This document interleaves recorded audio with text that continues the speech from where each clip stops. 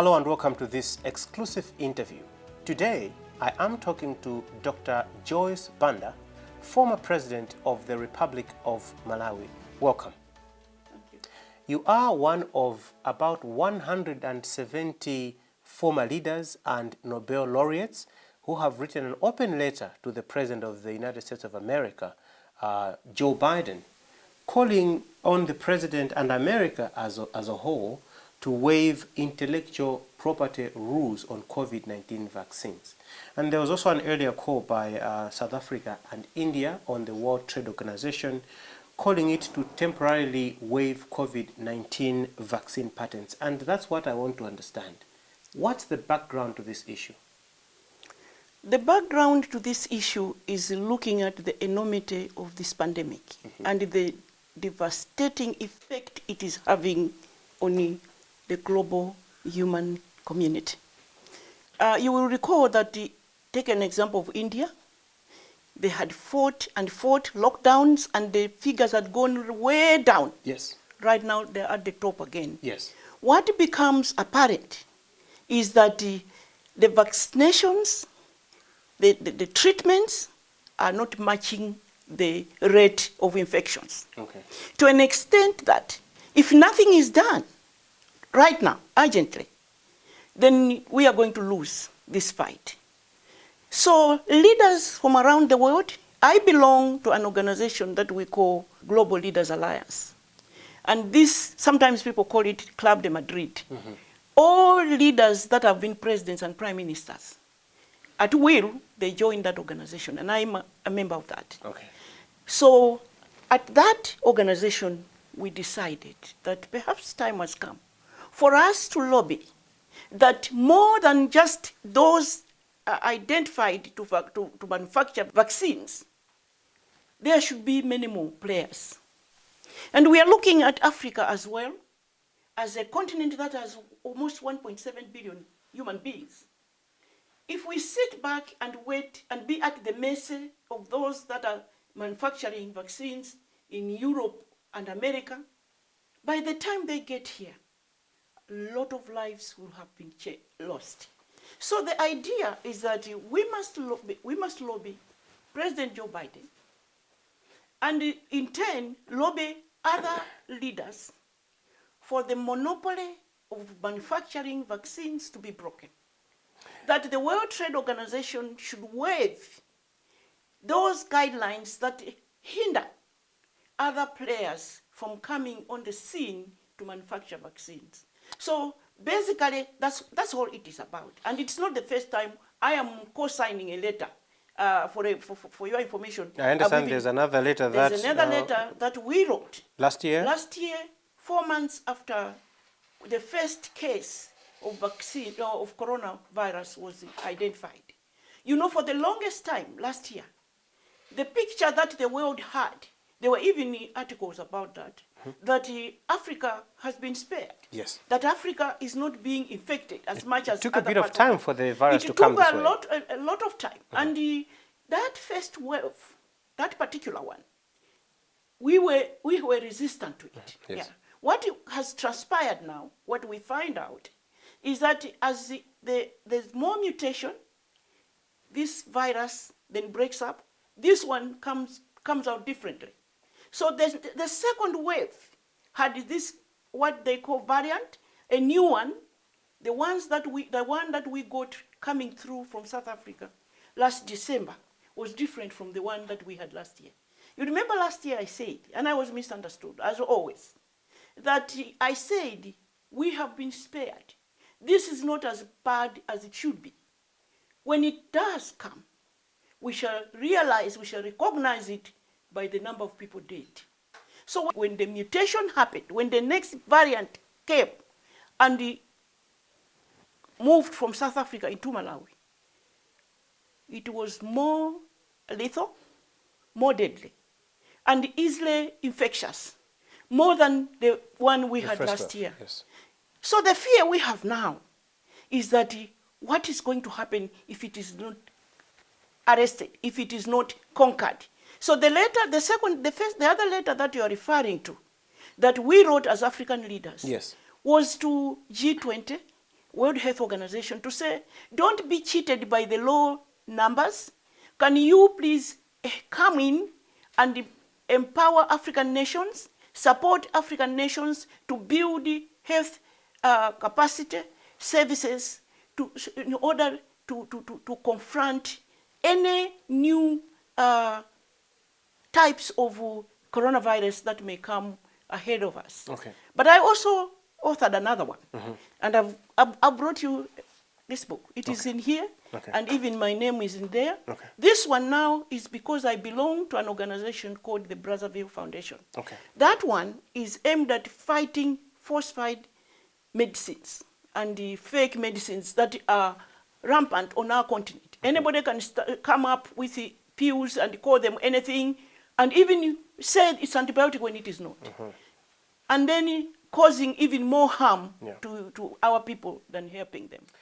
So there are two issues that I want us to discuss, especially on this particular call that you as former heads of state and presidents and Nobel laureates are pushing or are putting on America to waive the intellectual property rules. Two issues, as I said. The first one is that there seems to be no proof that other countries have been, or other manufacturers have been pushing or asking for the intellectual property rules to be waived, and that they have been denied to do that. And attached to that is the fact that making of vaccines is not every day's job. It's not everybody's job. It's an extremely complex process. And should the property rules be waived as they're being called for, it might end up in exactly what you're just talking about. People, just everybody making vaccines around the corner and counterfeit vaccines coming up. How do you look at that? It is not a simple process. It will require all countries of the world getting together. We don't even have a choice. Because you are looking at what about if this happens, that happens. What countries need to do is to find ways of controlling that. The control measures to make sure that the manufacturing of vaccines don't fall on wrong hands. And that's the work of the job of the World Health Organization as well as the World Trade Organization. But manufacturing vaccines, at the rate we are going now, we are going to perish. So we don't even have a choice. The choice that we have is President Biden to take leadership, to mobilize those that are countries that are manufacturing vaccines, and to see how they can find other players. If we have our own manufacturer, even just one or two on the continent of Africa, then the 1.7 billion Africans shall be protected.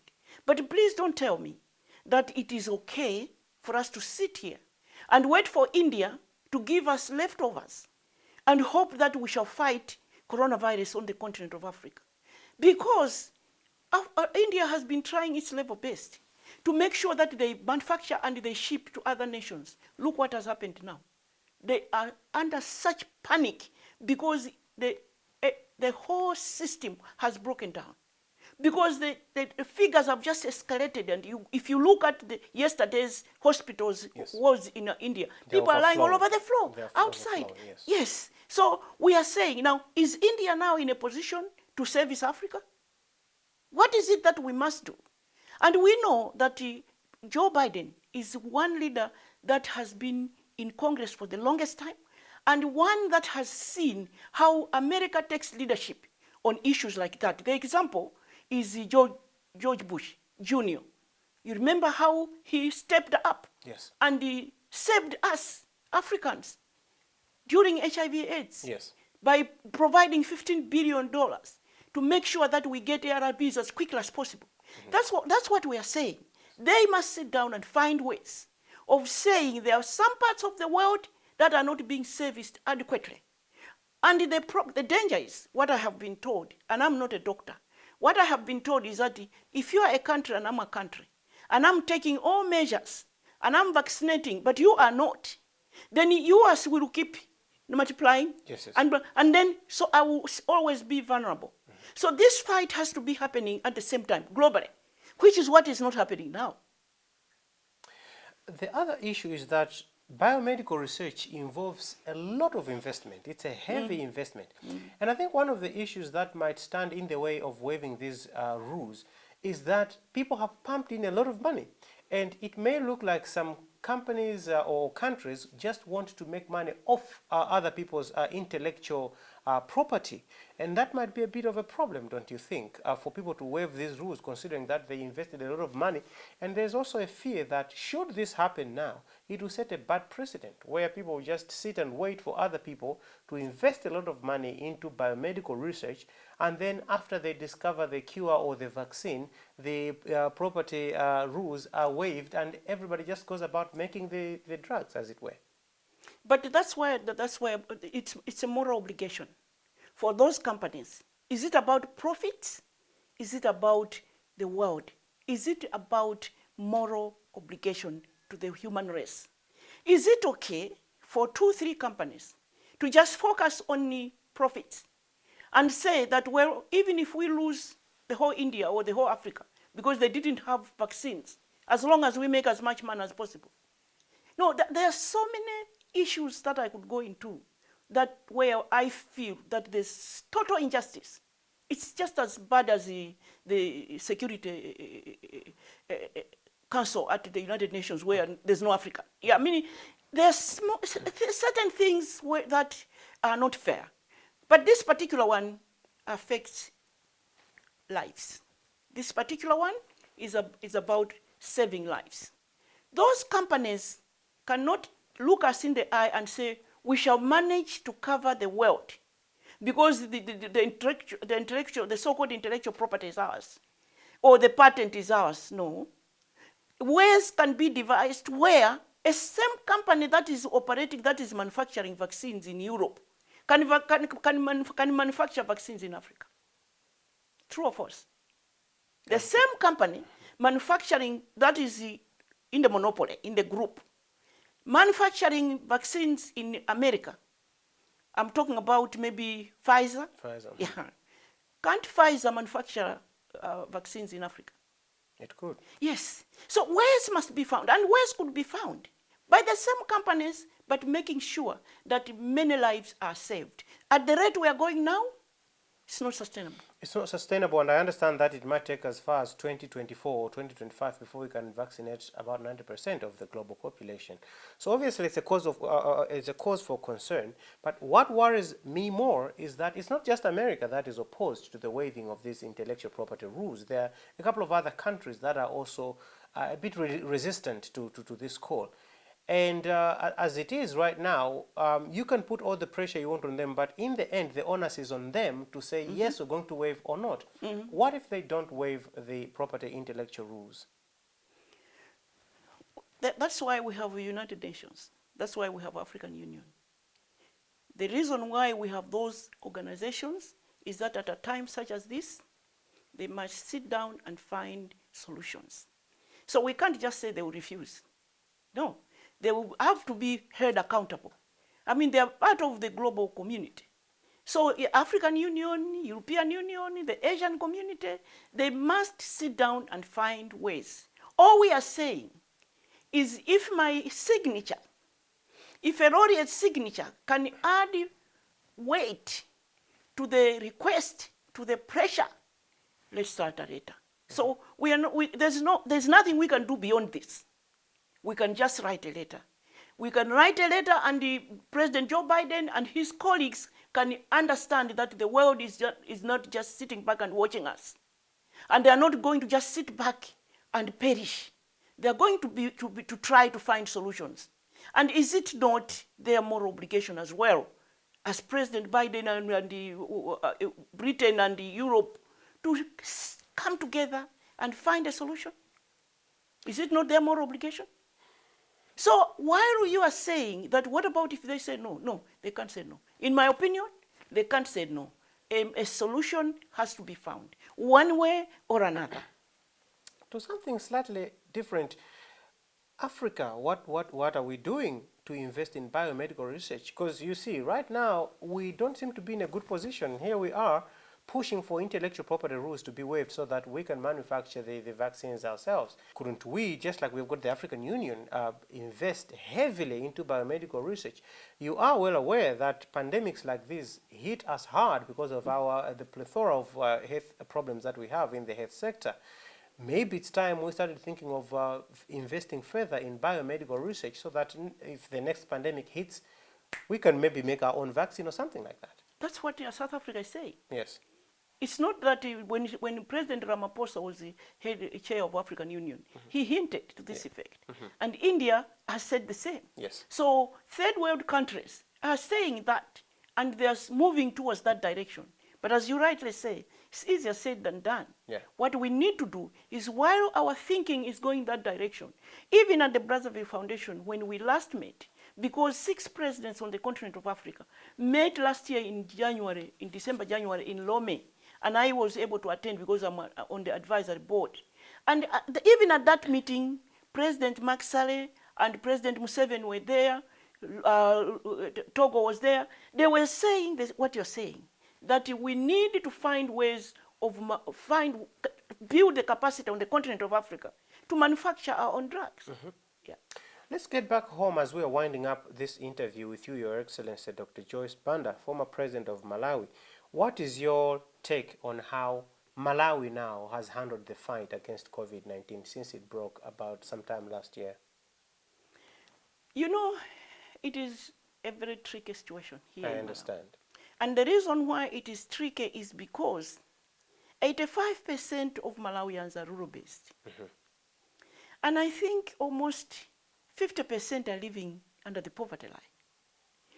And so as a result of that, I think over 25% are living hand to mouth. They sit in the market today, and then they buy mokoman for that day, and that's food for that day.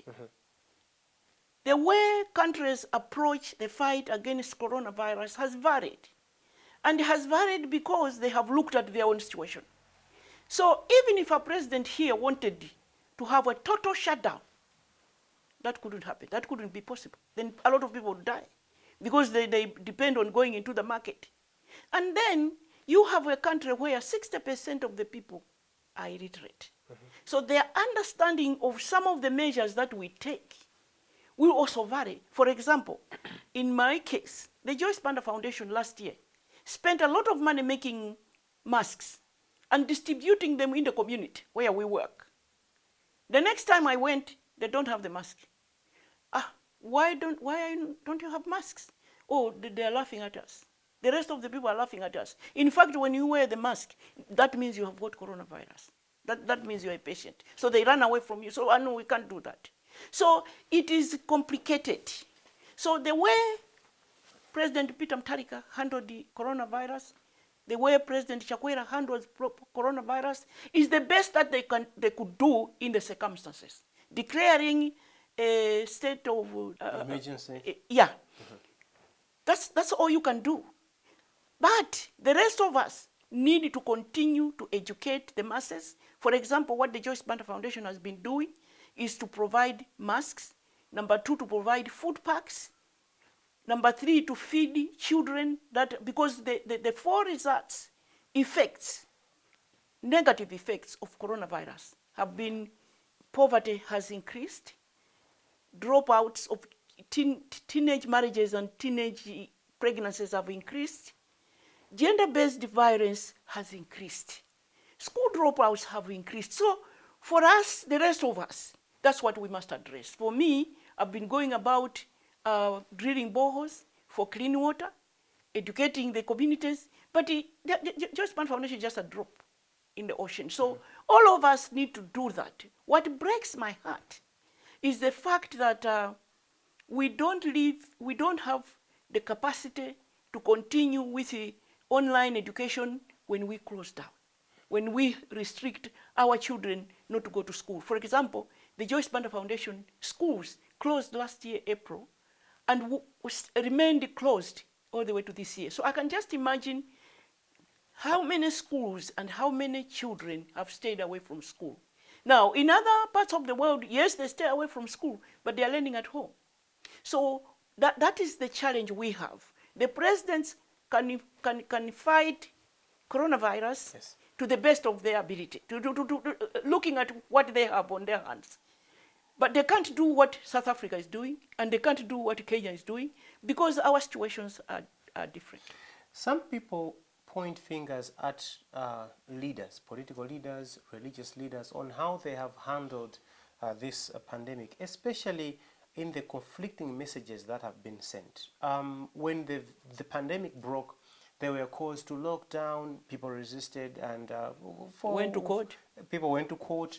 Even religious leaders, some of them protested heavily, said, no, you can't shut the churches down, you can't shut mosques down, and whatever. And even political leaders, they seemed to be sending conflicting messages. Granted, the pandemic came at a time when we were undergoing a lot of political turmoil in the country, and we were planning for a fresh election. So it looked like 1 minute the leaders would say there is no coronavirus, let's go about our lives as normal, gathering huge masses and campaigning. And then from the other corner of their mouth they're saying, oh, let's prevent the spread of coronavirus. And that seems to have thrown Malawians from pillar to post. Now they don't know what to believe. What would be your take on that? My take on that is to repeat that the coronavirus we had last year is not the coronavirus we had this year. And I hope you understand that. Yes. Scientifically. The new variant is more The new variant is more deadly. The one that we had last year, somebody could feel the symptoms, take chloroquine, antibiotic, and then that was it. People gathered in large crowds. There was no effect, because we know so, because from April to December, there was only 187 people dead in this country. From January, with this new variant, from January to March, there was 1,000 plus. So with each wave as it comes, we need to sit down and put tightened measures. So what you are talking about last year, to be honest with you, and for you as a Malawian to be honest with yourself, if this coronavirus we had this year had been there last year, there would be no elections. True or false?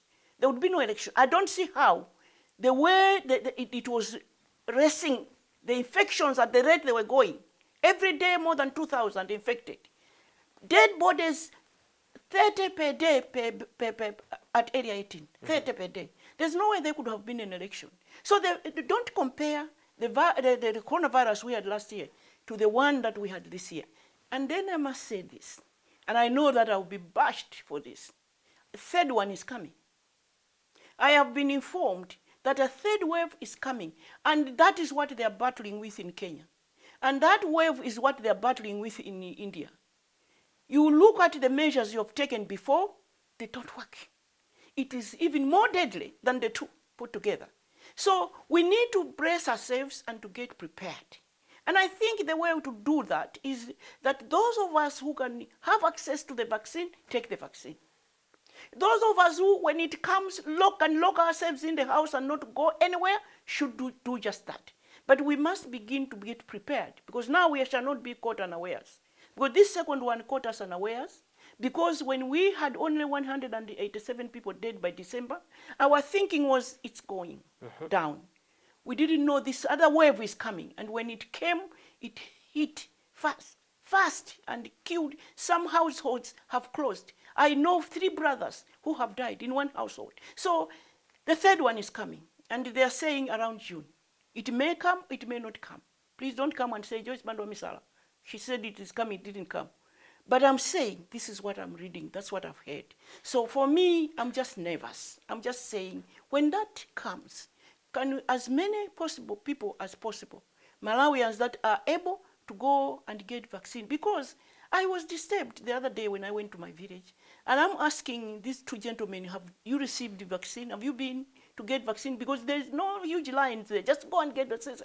Inu munabaya namazi, ndiacha kwera sukijali, fende mukati baise zo kupazo. There needs to be education. Educating the people that what we got that day was the same. People don't believe that you got the genuine AstraZeneca. No. They thought it was just for show. Water. inu munabaya namazi ifende mukati bayise zakupasa. So we are, so my appeal is that as many people as possible that can go and get the vaccine should go and get the vaccine, because perhaps just maybe that's the only way they can protect themselves. Thank you very much, Your Excellency, for granting us time to talk about this very important issue. And that's how we come to the end of this exclusive interview with Dr. Joyce Banda, former President of the Republic of Malawi. My name is Joab from Chakhaza.